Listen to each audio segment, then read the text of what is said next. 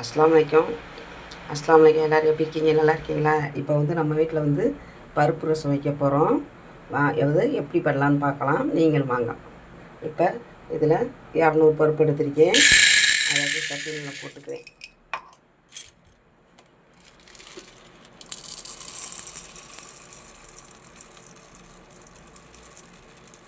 இப்போ இதில் ஒரு 50 பருப்பு, இப்போ 250 பருப்பு போட்டிருக்கோம். இதை எல்லாத்தையுமே கழுவிக்கிடுவோம். இப்போ இந்த பருப்புக்கு தேவையான சின்ன வெங்காயம் எடுத்து வச்சுருக்கேன்.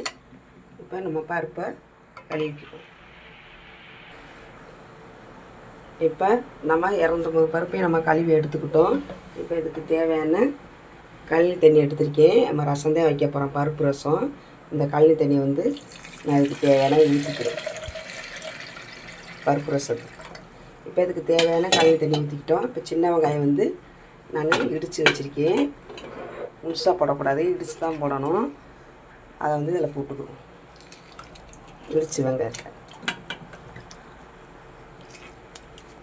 இப்போ இதுக்கு தேவையான நம்ம மஞ்சத்தூள் போட்டுக்குவோம்.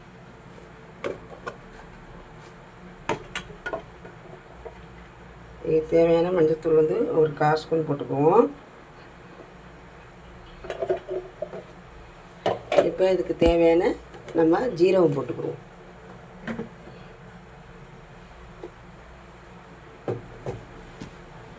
ஜீரகம் வந்து 1 ஸ்பூன் போட்டுக்கிறேன் நான். இந்த பருப்பு ரசத்துக்கு 1 ஸ்பூன் வந்து ஜீரகம் போடுவோம். இதை நம்ம 3 விசில் வச்சு எடுத்துட்டு ரசம் வைக்கல நான் பார்த்து. இப்போ நம்ம 50 புளியில் வந்து பாதி மட்டும் இதில் எடுத்துருக்கோம். இந்த பாதியும் இந்த கழனிலாம் ஊற போடுறேன் நான் ரசம் வைக்கிறதுக்கு. பருப்பு வந்து வேக வச்சாச்சு. 3 விசில் நம்மளுக்கு வரட்டும். இப்போ வந்து நம்ம மிக்ஸி ஜாரில் வந்து அரைக்கிறதுக்கு நம்ம எடுத்துக்குவோம்.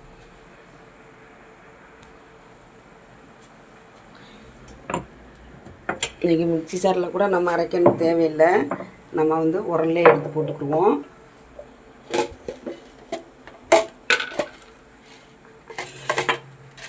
இப்போ அந்த ரசத்துக்கு தேவையான மிளகு வந்து 1 ஸ்பூன் போட்டுக்கிறேன். இப்போ இந்த கரண்டியில் வந்து நான் 1.5 ஸ்பூன் மிளகு இதில் போட்டுக்கிறேன். நான் ஜீரகம் வந்து இந்த ஸ்பூனில் நான் ஒரு 3 ஸ்பூன் போட்டுக்கிறேன்.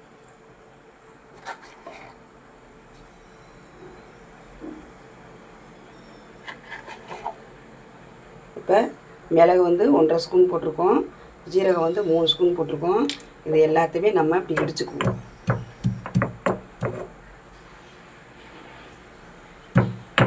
எல்லாத்தையுமே நம்ம இடிச்சுக்கிடுவோம். இதை எடுத்து வச்சுக்கிட்டு அதுக்கப்புறம் வெள்ளைப்பூடை போட்டுக்குவோம்.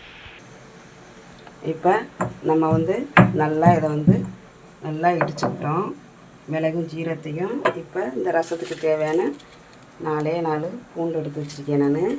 இது 4ஐயுமே நம்ம இப்படி உடச்சி எடுத்துக்குவோம்.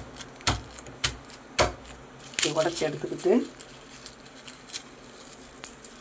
இதெல்லாம் நரம்பெல்லாம் இருக்கும், இதெல்லாம் போடக்கூடாது. இந்த ரசம் வந்து தடுமத்துக்கெலாம் அவ்வளோ ஒரு நல்லாயிருக்கும். நம்மளுக்கு சாப்பிட்றதுக்கு நல்லா டேஸ்ட்டாகவும் இருக்கும். பருப்பு ரசம் எப்பயுமே நல்லா தான் இருக்கும். இப்போ எல்லாத்தையுமே இதே மாதிரி உடச்சி எடுத்துக்குவோம். இப்போ இந்த ரசத்துக்கு தேவையான பூண்டு நமக்கு ரெடி ஆயிடுச்சு. இந்த பூண்டெல்லாம் நம்ம உரித்து இந்த வேரெல்லாம் நம்ம போடக்கூடாது. இப்போ இந்த உலக்கு போட்டு நம்ம இடிச்சுக்குவோம்.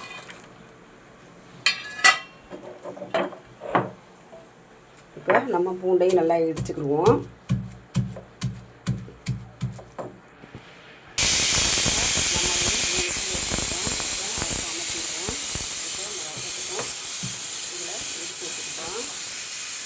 இதையும் ஒரு இதில் எடுத்து வச்சுருவோம். நம்ம இப்படி கிண்ணத்தில் எடுத்து வச்சுருவோம். நம்ம அந்த காலத்தில் நம்ம அம்மியில் தான் அரைச்சி வைப்போம். இப்போ தான் எல்லாமே மிக்சியில் போடுறோம். நம்ம இப்படி இடித்து வைக்கல நம்மளுக்கு வந்து ரசம் நல்லாயிருக்கும், அம்மியில் அரைச்சி வைக்கிற மாதிரியே. இப்போ நம்ம எடுத்து எல்லாம் நுணுக்கி வச்சுக்கிட்டோம். இப்போ இந்த புளியை நம்ம அப்படியே கரைச்சிருவோம். கழனிலாம் ஊற போட்டிருக்கோம்.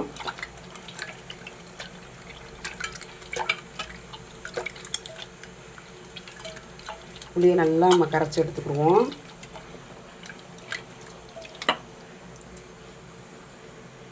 எல்லா புளியும் நம்ம கரைச்சிக்கிடுவோம். இப்போ நம்ம வந்து புளியை வந்து எடுத்த புளியை கரைச்சி வச்சுக்கிட்டோம். இப்போ இந்த ரசத்துக்கு தேவையான 4 தக்காளி குட்டியாக எடுத்துருக்கேன். இந்த இதை வந்து நான் எடுத்துட்டேன். இதோடு நம்ம எப்போயுமே எதுக்குமே சேர்க்கக்கூடாது. இப்போ இந்த 4 தக்காளியும் நம்ம புளி கரைச்சதில் போட்டுக்குவோம். இந்த தக்காளியோடு சேர்த்து இந்த கொத்தமல்லியை போட்டு பிணையணும். நான் நறுக்கி தான் வச்சுருக்கேன். அது மாதிரி இந்த கருவேப்பிலையும் இப்படியே போட்டுக்கிட்டு நம்ம எல்லாத்தையுமே இப்படி போட்டு பிணைஞ்சிக்கிறோம். தக்காளி கொத்தமல்லி சேர்த்து பிணையணும்.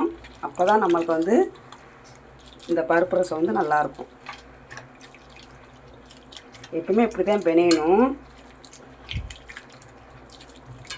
இப்போ நம்மளுக்கு பருப்பு வந்து 3 விசில் வச்சு இன்னும் நம்ம எடுத்துக்கிறல, இன்னும் நம்ம அடுப்பில் தான் இருக்குது. இப்போ தக்காளி கொத்தமல்லி கருவேப்பிலை எல்லாத்தையும் போட்டு நல்லா நம்ம பிணைஞ்சு எடுத்துக்கிட்டோம். மஞ்சத்தூள் வந்து நம்ம ஏற்கனவே பருப்பில் போட்டிருக்கோம். அதனால் நம்ம வந்து போடணும் தேவையில்லை. ரொம்ப போட்டாலும் ரொம்ப நம்மளுக்கு மஞ்சள் வாடை வரும். இப்போ இந்த ரசத்துக்கு தேவையான உப்பு போட்டுக்குவோம். இந்த ரசத்துக்கு தேவையான இவ்வளோ உப்பு தான் போடுறேன். நம்ம பத்தாட்டினா போட்டுக்கிறலாம். உடனே இப்போ எல்லா உப்பு போடணும் தேவையில்லை. இப்போ இது எல்லாத்தையுமே நல்லா கரைச்சாச்சு. இப்போ நம்ம எடுத்துக்குருவோம்.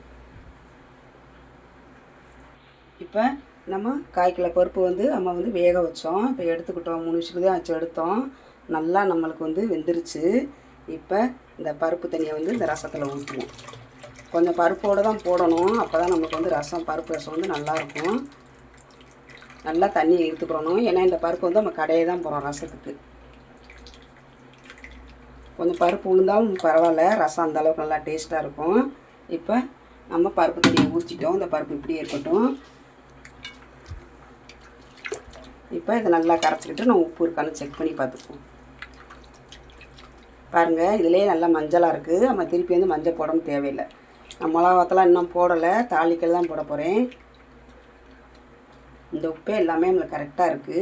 இப்போ நம்ம அடுப்பத்தை வச்சுட்டு ரசம் வச்சுக்குவோம். இப்போ நம்ம வந்து அடுப்பத்தை வச்சுக்கிட்டோம். அடுப்பத்தை வச்சு சட்டி காஞ்சிருச்சு. இப்போ இதுக்கு தேவையான எண்ணெய் ஊற்றிக்கணும். ரசத்துக்கு தேவையானது, ரசத்துக்கு தேவையான எண்ணெய் ஊற்றிக்கணும். இப்போ நம்ம ரசத்துக்கு தேவையான எண்ணெய் ஊற்றிக்கிட்டோம். இப்போ வந்து கடுகு வந்து நான் 1 ஸ்பூன் போட்டுக்கிறேன் நான். இப்போ நம்ம அரைச்சி வச்சோம் பார்த்தீங்களா, அதையும் போட்டுக்குவோம். என்ன போடுறோம்னா வெள்ளைப்புடு, சீரகம், மிளகு அதை போட்டுக்குவோம்.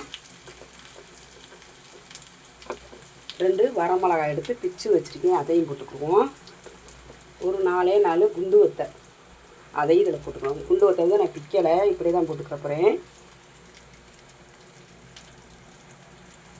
இந்த ஸ்பூனில் 1/2 ஸ்பூன் வந்து பெருங்காயத்தூள். இப்போ எல்லாத்தையுமே நம்ம இப்படியே வதக்கி விட்டுக்குவோம். இப்படி வைக்கல நம்மளுக்கு பருப்பு ரசம் நல்லாயிருக்கும். தடவும் பிடிச்சா கூட நம்மளுக்கு அவ்வளோ ஒரு இதாக இருக்கும் பருப்பு ரசத்துக்கு. இப்படி உடல்களை இடித்து வைக்கிறது நம்மளுக்கு அந்த அளவுக்கு நல்லாயிருக்கும்.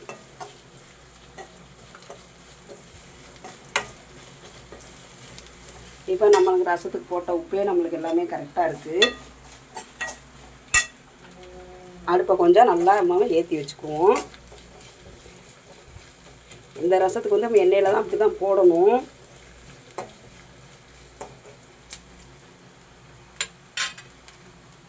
இப்போ இந்த அளவுக்கு நம்மளுக்கு வெள்ளைப்புடு எல்லாம் நம்மளுக்கு வெள்ளைப்புடு, மிளகு, ஜீரகம், பட்டை வத்தம் நம்மளுக்கு வந்துக்கிட்டு இருக்குது. கருவேப்பிலை வந்து நம்ம முன்னாடியே தக்காளி பொடியிலே நம்ம போட்டுட்டோம்.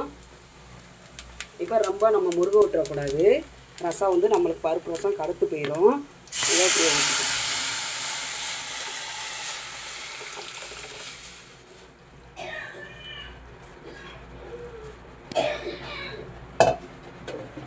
இப்போ இதுக்கு ஒரு மூடி போட்டு நம்ம மூடிக்கிடுவோம். நம்மளுக்கு முறை கூட்டட்டும். நம்ம போட்ட உப்பே இது கரெக்டாக இருக்குது. நம்மளுக்கு முறை கூடவும் இது இறக்கிடுவோம் பருப்பு ரசத்துக்கு. இப்போ நம்ம வந்து ரசம் வந்து எந்த அளவுக்கு முறை கூட்டிக்குன்னு பார்த்துக்குவோம். இப்போ இந்த அளவுக்கு வந்து நம்மளுக்கு பருப்பு ரசம் ரெடி ஆயிடுச்சு. இப்போ இவ்வளோ நம்ம வந்து ரொம்ப வந்து கொதிச்சிடக்கூடாது. கொதிச்சா பருப்பு ரசம் வந்து கடுத்து போயிடும்.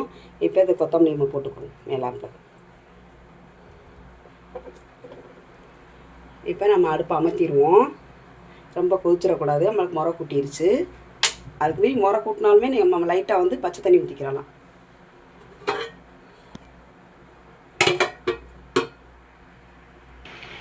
இப்போ நம்ம வீட்டில் வந்து ரசம் வந்து ரெடி ஆகிடுச்சுல, கொத்தமல்லி போட்டு வச்சுக்கிட்டோம். இப்போ வந்து பருப்பு கடைஞ்சோம்ல, அதில் சின்ன வெங்காயம், உளுந்து, கடுகு, கருவேப்பிலை, பட்டை மிளகாய் 2 வத்தை போட்டு தாளிச்சுக்கிட்டோம். இதுக்கு சைட்ஸ் வந்து உருளைக்கிழங்கு, அப்பளம், பருப்பு ரசத்துக்கு.